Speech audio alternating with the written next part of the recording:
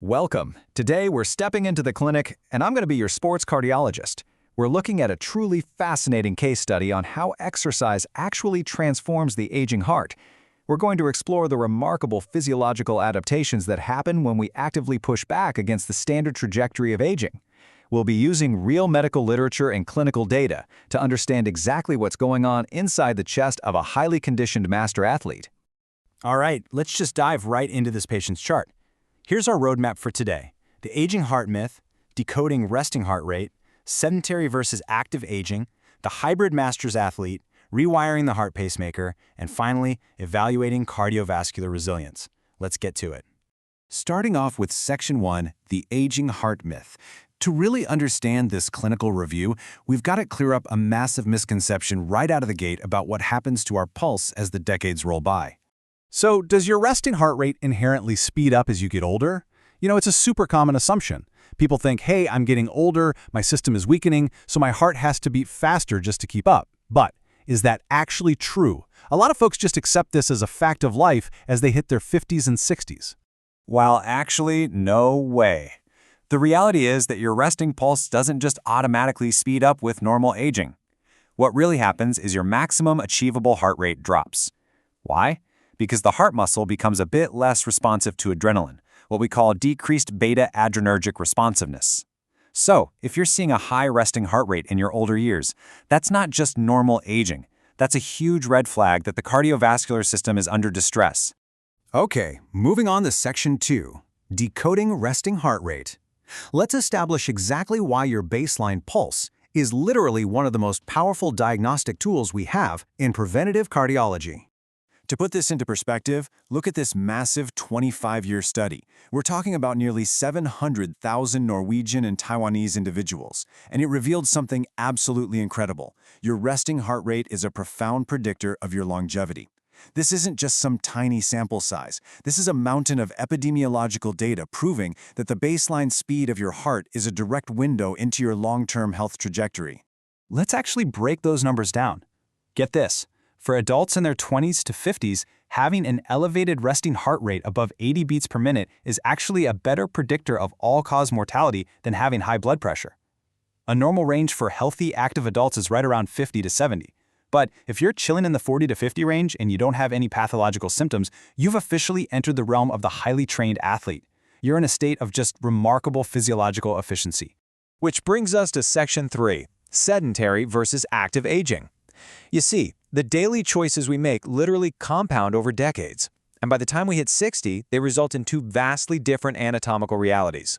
Cardiovascular aging studies show us time and time again that a sedentary lifestyle leads to a stiff left ventricle. This usually shows up as grade I diastolic dysfunction and a steady 1% annual decline in cardiac output. It's like the engine is slowly seizing up. But in stark contrast, chronic exercise preserves a youthful, compliant heart. It stays incredibly elastic and pumps blood with amazing efficiency, drastically elevating the heart's stroke volume. All right, Section 4, the hybrid master's athlete. This is where the textbook theory meets some really aggressive, real-world application right in our clinic. So, imagine this. I see a patient in their 50s. Their resting heart rate is in the 40s, and they are actively combining 50 to 70 floors of daily stair climbing with some seriously heavy resistance loads. We're talking squats, lunges, hip thrusts, deadlifts, burpees, push-ups, and calf raises. When I see that, I know for sure I'm looking at a uniquely adapted cardiovascular system. This is hybrid conditioning at its absolute finest. By balancing the sheer volume overload of all that stair climbing with the intense pressure overload of heavy resistance training, like the deadlifts and squats, this patient is systematically reversing the structural decay of aging.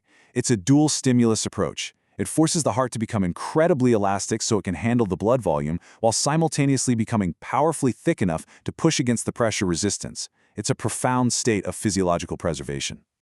Let's take a look under the hood in Section 5, rewiring the heart pacemaker. I want to show you exactly why this master athlete's heart beats so slowly and efficiently.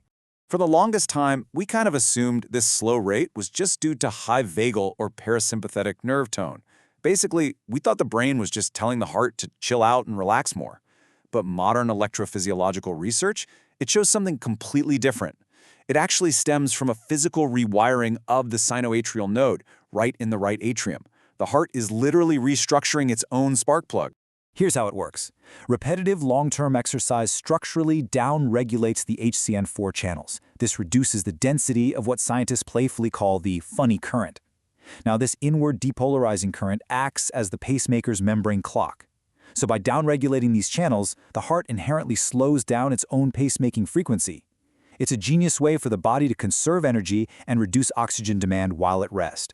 When we look at electrophysiological recordings, you can see that protein kinases, specifically AMPK, physically modify these channels. This drives an intrinsic bradycardia, meaning a slow heart rate, that sticks around even if we block the autonomic nervous system completely with medication. The heart has rebuilt its internal circuitry from the ground up to run at a lower, highly efficient baseline. Now, as a sports cardiologist, it's absolutely crucial I reassure my patients about this. This structural downregulation is a completely benign, highly protective adaptation. It is a very good thing. We have to carefully distinguish this healthy physiologic bradycardia from dangerous pathological conditions like sick sinus syndrome. In sick sinus syndrome, the heart slows down because the tissue is actually failing and scarring over, which is entirely different from our athlete's perfectly tuned engine. Finally, Section 6, Evaluating Cardiovascular Resilience. What does all this electrical and muscular remodeling actually mean for our patients' fitness and long-term survival? Let's check out the data. According to the gold standard FRIEND database, the massive stroke volume driven by our patients' ultra-low resting heart rate of 40 to 50 places their oxygen utilization, their VO2 max, firmly in the elite percentile for their age group. They aren't just above average. Their intense hybrid training has pushed their aerobic engine into the absolute top tier of human performance for someone in their 50s. So, why does hitting that elite status even matter? Well, epidemiological data shows that achieving this elite tier of cardiorespiratory fitness correlates with an astonishing 80% reduction in all-cause mortality compared to sedentary peers. 80%! That is a staggering improvement in longevity and health span, all achieved simply by forcing the heart to adapt to intense, structured physical demands. So knowing that you literally have the power to structurally upgrade your heart's electrical wiring and muscular pumping capacity, the only question left is, how are you going to train it today?